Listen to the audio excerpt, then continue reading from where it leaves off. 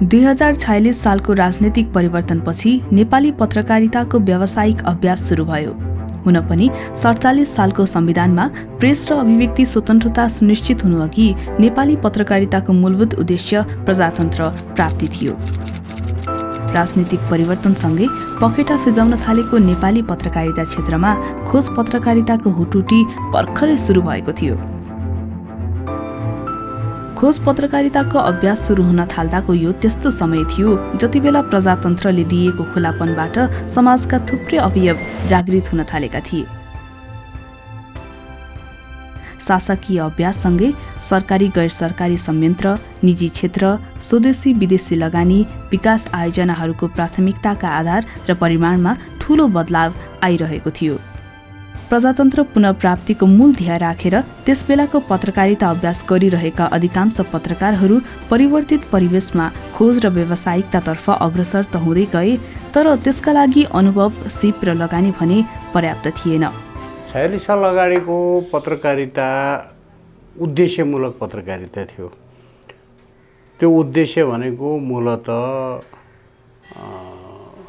राजनीतिक स्वतन्त्रता, प्रेस स्वतन्त्रताको निम्ति काम गर्ने। लोकतन्त्र चाहिएको थियो, प्रजातन्त्र चाहिएको थियो।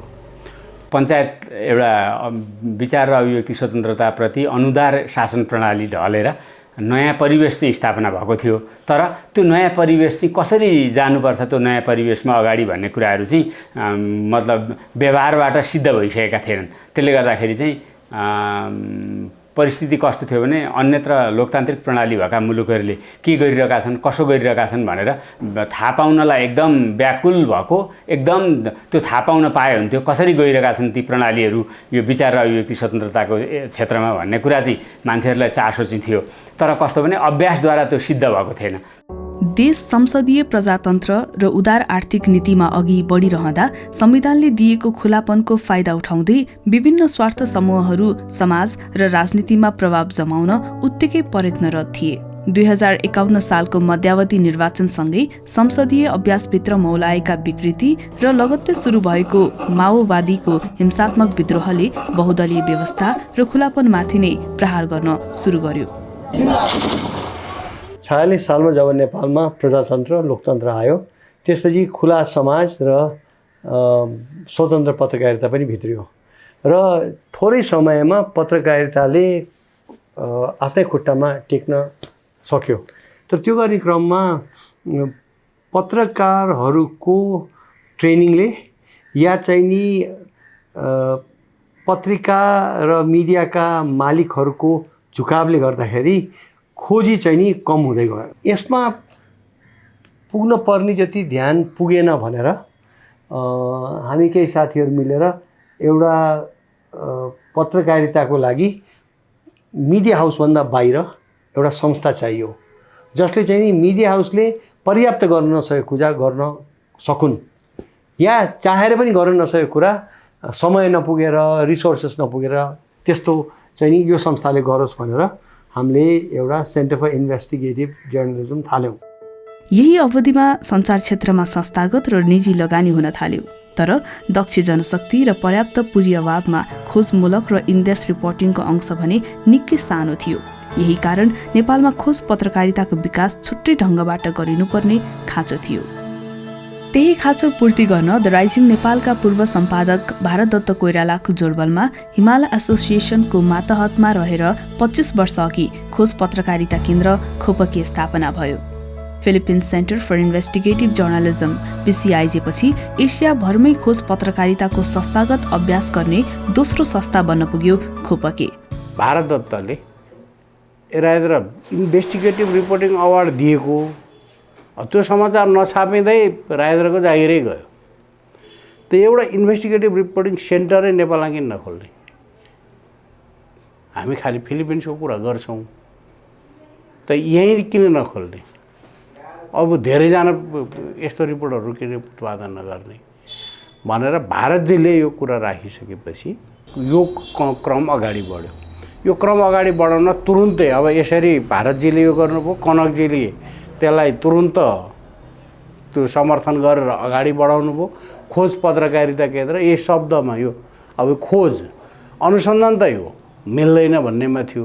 त खोजी कि खोजमा यो दुविधा भइराखेको थियो। चलेको शब्द चाहिँ खोजी थियो, त्यो कनकजी हो त्यो होइन। चलाएपछि खोज चलाऊ, त्यो चलाएपछि चल्छ भनेर त्यो तर्क गर्ने मान्छे चाहिँ कनकजी हो मैले सम्झेसम्म। त खोज पत्रकारिता केन्द्र, अङ्ग्रेजीमा centre for investigative journalism Nepal. Himal एसोसिएसनकै मातहतमा रहेर खुपकी अन्तर्गत खोज पत्रकारिताको अभ्यास झन्डै 1 दशकसम्म चल्यो। अब एउटा उदाहरण भन्न सक्छु, द्वन्द्वकालमा मोहन मैनालीजीले पश्चिमको पहाड घुमिकन त्यहाँको अवस्था कस्तो थियो भनेर बाँकी समाजलाई जे दस्तावेज ल्याउनु भयो नि, त्यो त आजसम्म पनि मानिसहरूको आँखा खोलिदिने खालको छ। 2064 सालदेखि भने खोज पत्रकारिता केन्द्रले बेग्लै संस्थाको रूपमा आफ्नो परिचय बनायो। खोज पत्रकारिता केन्द्रले मूलतः तालिम, मेन्टोरिङ र खोजमूलक स्टोरी उत्पादनमा आफूलाई केन्द्रित गरेको छ। 53-54 सालतिर एडिटरले असाइन गर्ने हुन्थ्यो, कुन विषयमा गर्ने भन्ने हाम्रो छलफल चल्थ्यो। त्यति बेला राजेन्द्र दाहाल सम्पादक हुनुहुन्थ्यो खोज पत्रकारिताको। अनि त्यो दौरानमा मलाई लाग्छ मैले अहिले पनि सम्झिँदाखेरि राम्रो काम, अलि गतिले काम गरेछु कि भन्ने खालको स्टोरीहरू त्यति बेला त्यो फेजमा गरिएको थियो। सबभन्दा सुरुमा मैले एउटा उत्तरी धादिङमा भइरहेको धर्मान्तरण सम्बन्धी त्यहाँको रैथाने जुन झाँक्री प्रथा अनि कतिपयको बौद्ध प्रथालाई त्यागेर अर्को धर्म अपनाएको र त्यसले सामाजिक परिवर्तन कसरी ल्याएको छ भन्ने कुरा र धेरै कुराहरू त्यो पछि एडिट हुने प्रोसेसमा। र मलाई लाग्छ त्यो खोज पत्रकारितामा हामीले जुन हिसाबले एउटा टिमले काम गरेको थियो त्यसले गर्दा चाहिँ पछिसम्मको पत्रकारितालाई अलिक गुणात्मक पत्रकारितालाई कन्टिन्युटी दिनलाई हेल्प पुगेको थियो। खोज पत्रकारिता केन्द्रबाट सञ्चालित तालिममा अहिलेसम्म 500 भन्दा बढी पत्रकार सहभागी भइसकेका छन्। सन् 2015 यता मात्र झन्डै 800 खोज रिपोर्ट प्रकाशित भएका छन्। खोज पत्रकारिता केन्द्रबाट सञ्चालन हुने तालिमबाट पत्रकारहरूको क्षमता, दक्षता र दैनिक अभ्यासमा समेत गुणात्मक सुधार भएको छ। खोज पत्रकारिताले सैद्धान्तिक ज्ञान पनि दिलाउन सक्छ।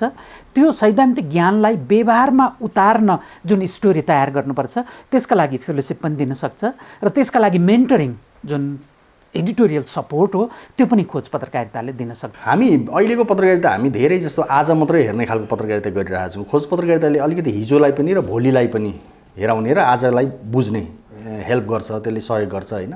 हाम्रो बढी पत्रकारिता चाहिँ तत्कालको विषयमा मात्रै अहिले गइरहेछ, त्यो चाहिँ एउटा कमजोर पक्ष हो। त्यो जति सङ्ख्यामा जसरी हामीले गर्नु पर्थ्यो, हामी मिडिया आउटलेटहरूले पनि अथवा खोज पत्रकारिता जस्ता प्लेटफर्महरूले पनि त्यो चाहिँ सङ्ख्याको हिसाबले चाहिँ एकदमै न्यून छ नै म भन्छु कि। पछिल्लो समय खोज पत्रकारिता केन्द्र मार्फत क्रस बोर्डर इन्भेस्टिगेसनको अभ्यास पनि सुरु भएको छ। भारत, भुटान, मलेसियादेखि खाडी मुलुक अनि युरोपदेखि अमेरिकासम्म पनि नेपाल र नेपाली जोडिएका थुप्रै विषयमा खोज पत्रकारिताका क्रस बोर्डर अभ्यास भएका छन्। अन्तर्राष्ट्रिय स्तरमा काम गरिरहेका संस्थाहरू GIGN भयो, ICIJ भयो, फाइनेन्स अनकभर्ड भयो, यस्ता खालका संस्थाहरूसँग मिलेर पनि हामीले क्रस बोर्डर इन्भेस्टिगेसनका कामहरू मूलतः वित्तीय अपराधसँग जोडिएका विषयवस्तु, मानव तस्करीसँग जोडिएका विषयवस्तुहरूमा चाहिँ काम गरिरहेछौँ। नेपालमा प्रेस स्वतन्त्रता र खोज पत्रकारिता चाहिँ अरू देशभन्दा धेरै अगाडि छ। हामीले त्यसमा इनफ्याक्ट नेपालको खोज पत्रकारिताको बारेमा बाहिर पनि धेरै प्रशंसा हुन्छ। अहिले अरू देश, लोकतान्त्रिक देशहरू, ठुल्ठुला लोकतान्त्रिक देशहरूभन्दा पनि हामी कहाँ राम्रै भएको छ। CIJ बनिसकेपछि एउटा चरणमा CIJले काम गर्दै आउँदा उसले आफूले गरेका कामको अनुभवसहित CIJले के गर्यो भन्दाखेरि चाहिँ यो सीमा पार सहकार्यमा आधारित रिपोर्टहरू गर्न थाल्यो। त्यसले चाहिँ के गर्यो भने नेपाली पत्रकारितालाई चाहिँ विश्व अन्तर्राष्ट्रिय स्तर सुहाउँदो कन्टेन्ट र अन्तर्राष्ट्रिय स्तर सुहाउँदो शैलीमा समाचार र खोज गर्नका लागि चाहिँ नेपाली पत्रकारहरूलाई एउटा आत्मविश्वास दियो। खोज पत्रकारिता केन्द्रले global investigative journalism network GIGN, international consortium of investigative journalist ICIJ जस्ता संस्थाहरूसँग पनि सहकार्य बढाउँदै गएको छ। हिजो मूलतः अपराध र भ्रष्टाचारसँग जोडिएका, क्राइम र करप्सनसँग जोडिएका विषयवस्तुहरूमा अलिक बढी ज्यादा फोकस भएर खोज पत्रकारिता हुन्थ्यो भने अहिले चाहिँ समसामयिक विषयवस्तु भनिकन यो सामाजिक मुद्दाहरू, महिलासँग जोडिएका कुराहरू, वित्तीय अपराध अझ प्राथमिकतामा राखिएको वित्तीय अपराधसँग जोडिएका कुराहरू, भ्रष्टाचार त भइ नै गयो, हिजो गरिएको क्राइमका कुराहरू त भइ नै गयो, क्रस बोर्डर इन्भेस्टिगेसनका विषयवस्तुहरू अब आउन थाले। त्यही विषयवस्तुमा केन्द्रित भएर खोज पत्रकारिताको विस्तार भइरहेको छ। विगत 25 वर्षमा खोज पत्रकारिता केन्द्रले निरन्तर गरिरहेको प्रयास र सञ्चार माध्यमहरूमा समेत बढ्न थालेको खोज रिपोर्टको अभ्यासले नेपालमा खोज पत्रकारिताको सर्वाधिक चासो र महत्त्वको विधाका रूपमा स्थापित भएको छ। पत्रकारहरूमा यसप्रतिको लगाव, सम्पादकहरूको स्वीकार्यता, पाठकहरूको चासो दिनहुँ बढ्दो छ। इम्प्याक्टको हिसाबमा, देनको हिसाबमा नेपालको पत्रकारिता मिडियामा खोज पत्रकारिताले केन्द्रले चाहिँ खोज पत्रकारिता प्रवेश मात्रै गराएन, यसलाई एक खालको स्थापित गर्नेमा पनि खोज पत्रकारिता केन्द्रको प्रत्यक्ष भूमिका छ।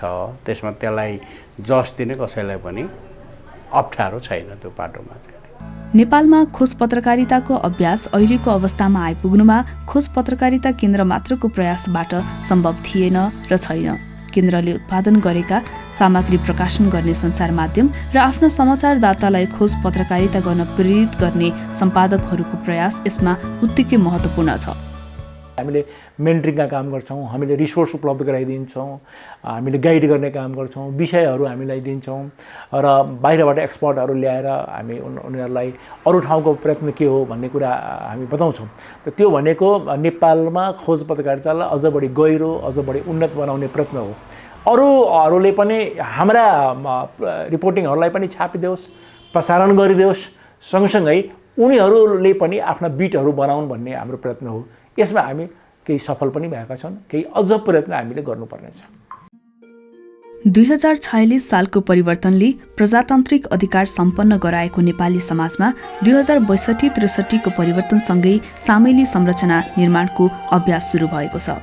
नेपाली पत्रकारितामा समेत महिला र सीमान्तकृत समुदायको उपस्थिति पहिले भन्दा बढेको भए पनि समाचार सामग्री निर्माणमा अझै पनि सामेली अभ्यास निकै नै कम छ। खोज पत्रकारिता केन्द्रले समावेशी समाचार सामग्रीतर्फको अभ्यासका लागि प्रशिक्षण र अनुसन्धानमूलक कार्यक्रम सञ्चालनलाई प्राथमिकतामा राखेको छ। विगत 5, 7, 8 वर्षको हाम्रो जुन खोज पत्रकारिताले निकाले स्टोरिजहरू होस् हैन, या पत्रकारहरू हामीले ट्रेन गरेर निकालेको, त्यहाँ चाहिँ के देखिन्छ भने विभिन्न वर्गका, विभिन्न लिङ्गका पत्रकारहरूको ट्रेनिङ भएको छ र महिला पत्रकारहरू खोज पत्रकारितामा भएन भनेर एकदम टार्गेट गरेर महिलाहरूको लागि मात्र, महिला पत्रकारहरूको लागि मात्र ट्रेनिङ दिएर रिपोर्टरको साथसाथै सम्पादक क्षेत्रमा पनि के गर्नुपर्छ त खोज पत्रकारितामा भन्ने तालिम पनि दिएको छ।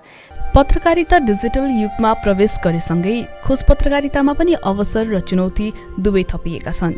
अहिले सामाजिक सञ्जाल र प्रविधिले ल्याएको चुनौती चाहिँ के छ भने यो प्रविधि मार्फत फेक न्युज नभएका कुराहरू यति धेरै सम्प्रेषण हुन थाल्यो कि प्रेसलाई हम्मे भइरहेछ त्यो कुरा सच्याउनको लागि। र नेताहरूले पनि के बुझ्यो भने खास गरी तानाशाही मेन्टालिटी भएको नेताहरूले कि यो प्रविधिलाई प्रयोग गरेर निर्वाचनमा जित्न सकिँदो रहेछ भन्ने कुरा पत्ता लाग्यो। अमेरिकामा ट्रम्प, इन्डियामा अरू नेताहरू, अरू देशहरूमा पनि।